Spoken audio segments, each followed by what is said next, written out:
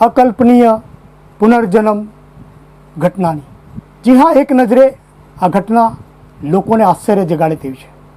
અજબ ગજબ અકલ્પનીય પુનર્જન્મ સત્ય છે કે असत्य? जी हाँ, बात है આવી જ એક અકલ્પનીય ઘટનાની। माँ, मैं अंजार में थी, भूकंप में मेरी मौत हुई थी। આ શબ્દો છે પુનર્જન્મ લીધેલ બાળકીના। શું તમે પુનર્જન્મમાં માનો છો? દુનિયામાં એવા ઘણા લોકો છે જેઓ તેમાં વિશ્વાસ કરે છે, જો કે કેટલાક એવા લોકો પણ હોય છે જેઓ તેમાં વિશ્વાસ નથી કરતા। ત્યારે આજે અમે તમને સ્કાય ન્યૂઝના માધ્યમથી એવી જ એક ઘટના વિશે જણાવવા જઈ રહ્યા છે, જેને સાંભળ્યા પછી તમે પણ પુનર્જન્મમાં ચોક્કસથી વિશ્વાસ કરવા લાગશો। પાલનપુરના એક ગામમાં પુનર્જન્મની ઘટનાએ સૌ કોઈને ચોંકાવી દીધા છે। શાળાએ ન જવા છતાં 4 વર્ષની પુનર્જન્મ થયેલી બાળકી એટલે કે દક્ષા હિન્દીમાં ખૂબ સારી અને સરળ રીતે વાતચીત કરે છે અને પુનર્જન્મનો દાવો પણ કરે છે। ભારતમાં હાથવણાટની ચાદરો, પછેડિયા અને રૂમાલોના કારણે પ્રખ્યાત થયેલ બનાસકાંઠા જિલ્લાના પાલનપુર તાલુકાના ખસા ગામે 4 વર્ષની બાળકી તેના પુનર્જન્મની વાતો હિન્દીમાં કરતી ફરતી આ ગામ પ્રત્યે ફરીથી પ્રખ્યાત બન્યું છે।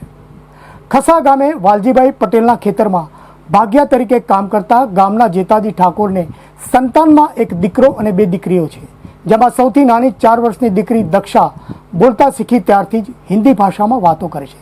તેને કંઈ પણ જોઈએ તો જેમ કે પાણી જોઈએ છે તો તે માં મુझे પાણી દે દો। જો કે તેની માતા ગીતાબેન અભણ હોય દીકરીની વાતમાં કંઈ જ ગતાગમ પડતી નથી। જો કે અભણ પરિવારની અને શાળામાં પગ મૂક્યા વગર જ 4 વર્ષની દીકરી હિન્દી બોલવા લાગતા સૌ કોઈ અચંબામાં મુકાયા છે। આ પરિવારમાં કોઈ પણ પ્રકારના આધુનિક ઉપકરણો જેવા કે ટીવી, મોબાઈલ જેવા માધ્યમો ન હોવા છતાં આ પ્રકારનો હિન્દીનો માહોલ દક્ષાએ ઊભો કર્યો છે। દક્ષા હિન્દી બોલવા લાગતા ગ્રામજનો પણ અચંબામાં મુકાયા છે।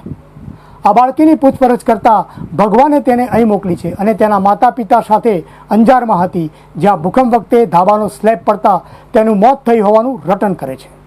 અને પુનર્જન્મની વાતોથી ફાકડું હિન્દી બોલતી આ દક્ષા અંગ્રેજી માધ્યમમાં ભણી સૈન્યમાં જોડાઈ દુશ્મનોને માત આપવાના સ્વપ્ન જોઈ રહી છે।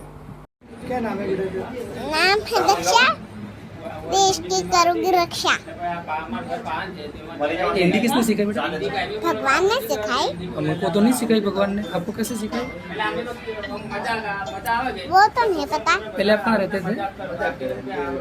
अंजार में रहते थे। अंजार में कहाँ? वो नहीं पता। अंजार में से यहाँ कैसे आया? भगवान ने भेजा। और अंजार में क्या हुआ था? अंजार में मर गई थी, क्यों? स्कूल से घर पे जा रही थी, हाँ तो बाद में मर गई। ऐसे ही मर गई? क्या हुआ था वहाँ पे? धरती कौन हुआ था, फिर सब मर गए, सब बच्चे मर गए थे, मम्मी पापा? वो भी मर गए। पापा क्या कपड़े पहनते थे? धोती पहनते थे और लाठी सर पहनते थे। मम्मी? वो तो फूल वाले कपड़े पहनते थे। पापा कहाँ काम करते थे?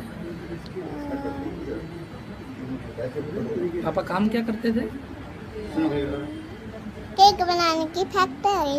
तो आपके लिए केक लाते थे? हाँ, लाते थे। कितने लाते थे? एक कितने भाई बहन आपके वहाँ पे? वहाँ पे तो एक बहन एक भाई। बहन का नाम याद है आपको? बहन का नाम याद है आपको? बहन का नाम भाई का नाम याद है आपको?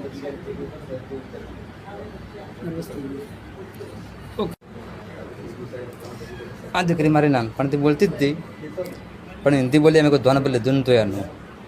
અમારા મનમાં એમ હતું કે આ થોડી બાકી હશે, અમે લોકો અભણતા બધા।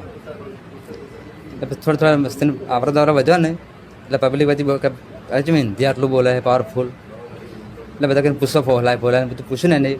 પછી હકીકતની એની વાત બતાવી કે મારો જલમ અંજારમાં હતો, મારા સર પર ધાબુ પડ્યું હતું, હું અહીંયા મરી ગઈ હતી, મને ભગવાન ફેરવા જલમ પાછો આવ્યો હે, આવી વાત કરાય હે।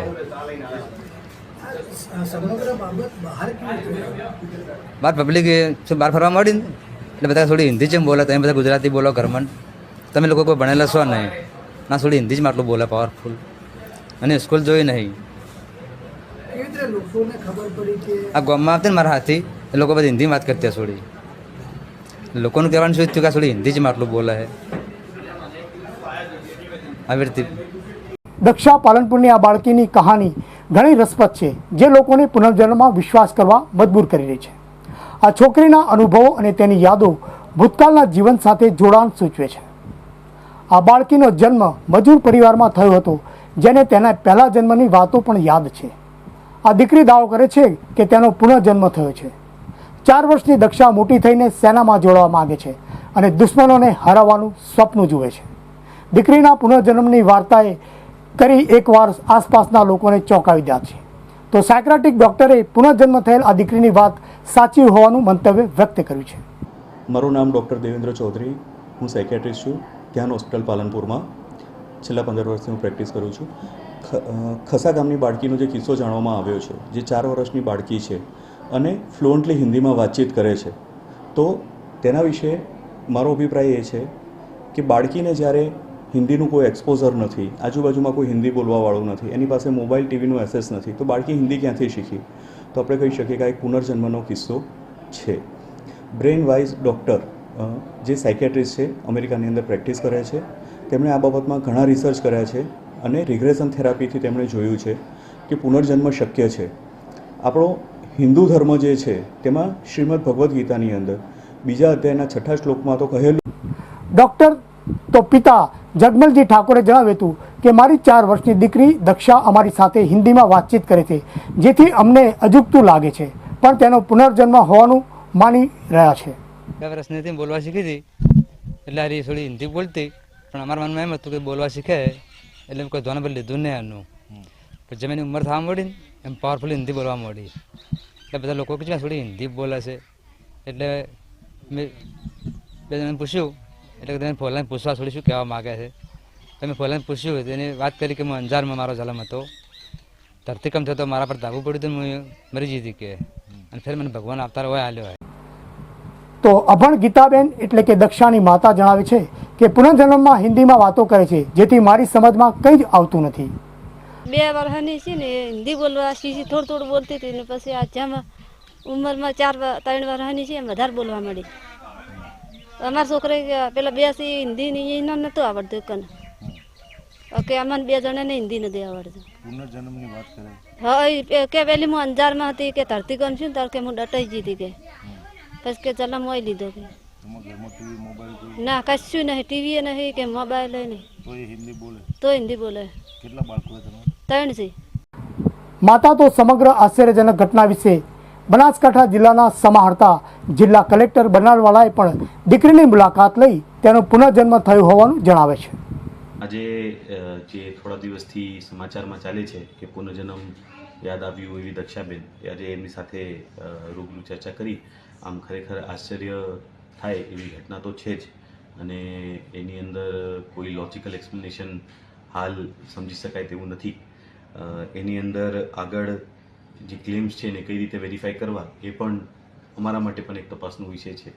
તો આગળ જતાં દીકરીની સલામતી માટે અને એમના ભણતર વગેરે માટે જે રજૂઆતો થઈ છે એને ધ્યાનમાં રાખીને તંત્ર દ્વારા જે જરૂરી પગલાઓ છે એ લેવામાં આવશે, અને ભવિષ્યમાં કોઈ વેરિફિકેશનની પણ કોઈ જો પદ્ધતિ ધ્યાને આવે તો એ પણ કરાવવામાં આવશે. એમની સાથે વાત કરતાં નવું શું લાગ્યું શું થયું અમને? આમ હિન્દી ભાષામાં જે વાત થાય છે, આમ થોડું આ વિસ્તારની અંદર અને એમની જે ફેમિલીનું બેકગ્રાઉન્ડ જોતાં એ થોડું વધારે આશ્ચર્યજનક છે, અને ખૂબ નાની વયે ખૂબ મોટી મોટી વાતો બેન કરે છે, તો એ ખરેખર આશ્ચર્યજનક વિષય છે. નોંધનીય છે કે પુનર્જન્મ એક ભારતીય સિદ્ધાંત છે, જેમાં જન્મ અને મૃત્યુ પછી આત્માના પુનર્જન્મની માન્યતા સ્થાપિત થાય છે. ઋગ્વેદથી માંડીને વેદ, તત્વજ્ઞાન, પુરાણ, ગીતા અને યોગ વગેરે વિશ્વના સૌથી પ્રાચીન ગ્રંથોમાં પુનર્જન્મની માન્યતાઓનો પ્રસ્તાવ મૂકવામાં આવ્યો છે. આ સિદ્ધાંત મુજબ શરીરનું મૃત્યુ એ જીવનનો અંત નથી, પરંતુ જન્મોજન્મની શ્રેણી છે. શાસ્ત્રો અનુસાર મૃત્યુ પછી આત્મા નવા શરીરમાં પુનઃજન્મ લઈ શકે છે, તેથી આ ઘટના સત્ય હોય તે નકારી શકાતું નથી. આમ પાલનપુરના ખસા ગામની આ ઘટના આજે સૌને આશ્ચર્યચકિત કરી સમગ્ર ગામ આજે તેને લઈ પ્રચલિત થયું છે.